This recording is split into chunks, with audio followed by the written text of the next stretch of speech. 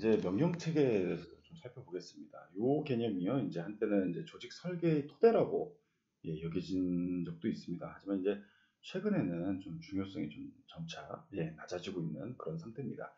그렇지만은 이제 아직까지 그 경영자, 뭐 리더라고 하면 특히 이제 사람들이 신속하게 의사결정자한테 이렇게 의존해야 하는 어떤 뭐 그런 생사를 그러니까 뭐 다투는 그러한 뭐 상황을 다루는 이런 산업에서는 이 의미를 좀 심사숙고할 필요가 있겠습니다.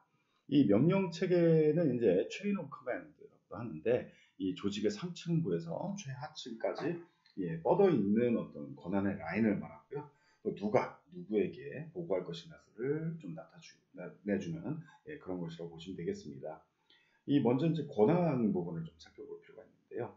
이 명령 체계는 이제 권한 이거하고 또 명령의 이제 통일성 뭐 이런 것들에 대해서 좀 설명할 필요가 있겠습니다. 일단 권한은 이제 명령을 내리고 또 명령을 받은 사람이 복종하도록 하는 어떤 관리 직위에 어떤 본질적으로 내포되어 있는 권리를 의미를 합니다. 이 조직은 좀 원활한 조정을 하기 위해서 각 명령체계에 이제 관리자 직위를 좀 두고 있고요. 이 각 관리자들은 자신의 책임을 좀 수행할 수 있도록 일정한 좀 권한을 가지고 있죠. 그리고 이제 명령의 통일성인데요. 이제 권한 라인이 깨지지 않았다는 것을 의미합니다. 부하 직원은 이제 자신을 이제 직접적으로 담당하는 이제 오직 한 명의 상사만 있어야 한다는 것이죠.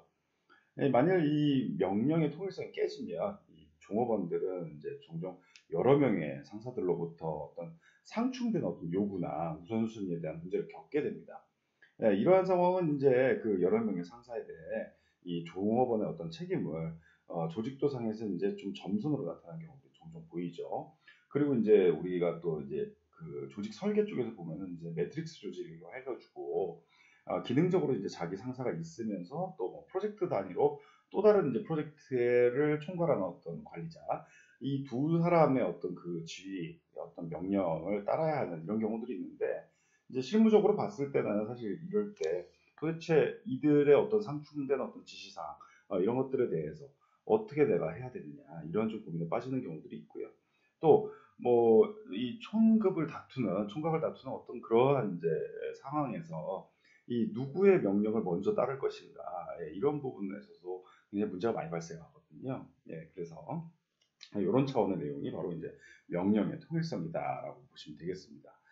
이제 시대가 바뀜에 따라서 이제 조직 설계에 대한 어떤 기본적인 생각들도 계속 바뀌어 가고 있습니다. 이 권한 계층이 어떤 맨 밑에 있는 종업원이라고 하더라도 뭐 한 3, 40년 전 이때만 하더라도 이제 최고 경영진들만 볼 수 있었던 자료를 요즘에는 뭐 눈 깜짝할 사이에도 접촉할 수도 있고요.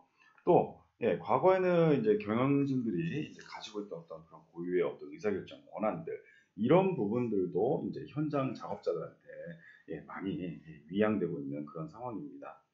이 자기 관리팀이라는 게 있고요. 또뭐 기능 횡단팀 뭐 이런 것도 있고 또 이제 여러 명의 상사가 있는 어떤 뭐 새로운 형태의 어떤 조직 구조들 이런 것들이 만들어지면서 이제 권한이나 명령의 통일성 이러한 개념의 어떤 중요성 이런 것들은 점차 낮아지고 있습니다.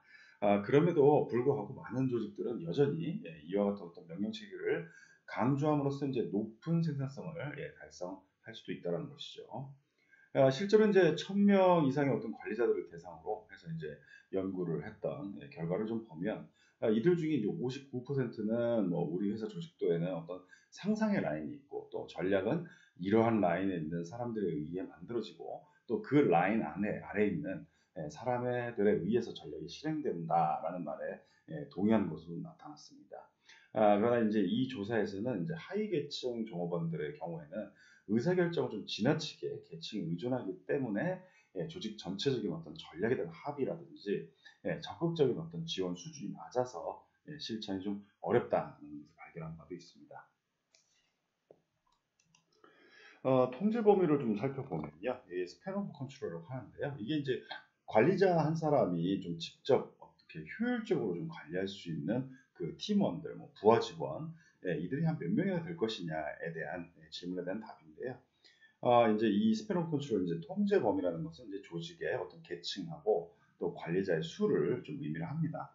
다른 조건이 좀 같다면 통제 범위가 더 넓을수록 계층 수는 더 적어지고요. 또 한 계층에 더 많은 종업원들이 있고 조직은 더 효율적으로 할 수 있겠습니다. 만약에 한 4,100명의 종업원으로 이제 구성되어 있는 이제 두 개 조직이 있다고 좀 가정을 해봐요. 그러면 한 조직은 통제 범위가 4명이고요. 다른 조직은 통제 범위가 8명입니다. 그럼 이제 지금 도표에서 좀 보시는 것처럼 이 통제 범위가 더 넓은 경우에는 계층이 이제 두 개가 적고요. 관리자의 수도 약 한 800명 정도 적습니다. 만약에 이제 관리자 한 명당 뭐 연봉을 한 5천만 원 정도를 준다. 라고 하면은 이 통제 범위가 넓은 조직 같은 경우에는 뭐 1년에 거의 한 400억 정도를 절약할 수 있다라는 것이죠. 이거 같이 이제 그 통제 범위가 좀 넓을 경우에 비용 측면에서는 이제 훨씬 더 효과적이라는 것입니다. 그렇지만은 이제 통제 범위가 넓어지면 이제 일정 시점부터 관리자들은 그 종업원에게 어떤 필요한 리더십이라든지 지원을 좀 충분히 제공하기가 어렵겠죠. 이제 사람이 많다 보니까요. 이로 인해서 이제 좀 어떤 리더십의 어떤 효과성 이런 것들도 좀 떨어지고 또 구성원의 어떤 성과에 있어서도 문제가 발생한다고 볼 수 있겠습니다.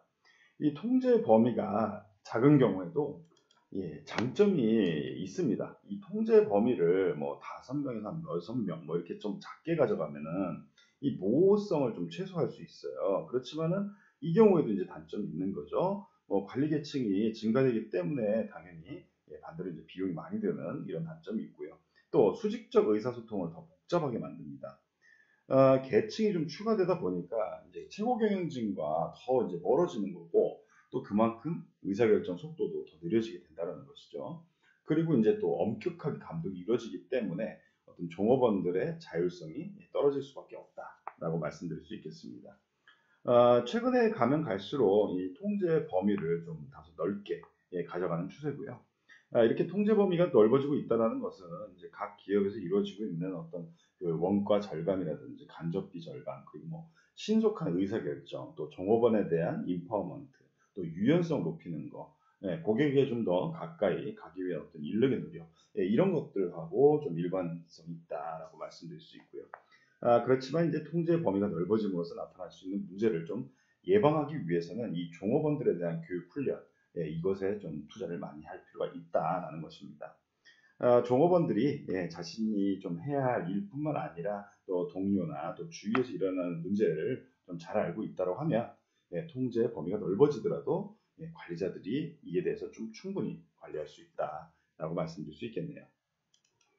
네, 그리고 이제 집권화하고 분권화에 대해서 좀 말씀드리면요. 집권화라는 요 말은 이제 의사결정 권한이 어떤 조직의 한 점에 집중되어 있는 정도를 의미를 합니다.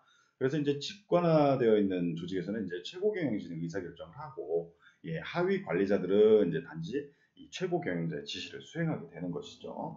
반대로 이제 분권화된 의사결정은 이제 사건이 일어나는 현장과 좀 가장 가까운 곳에 있는 관리자나 작업 집단에게 이 의사결정 권한을 준다는 것입니다.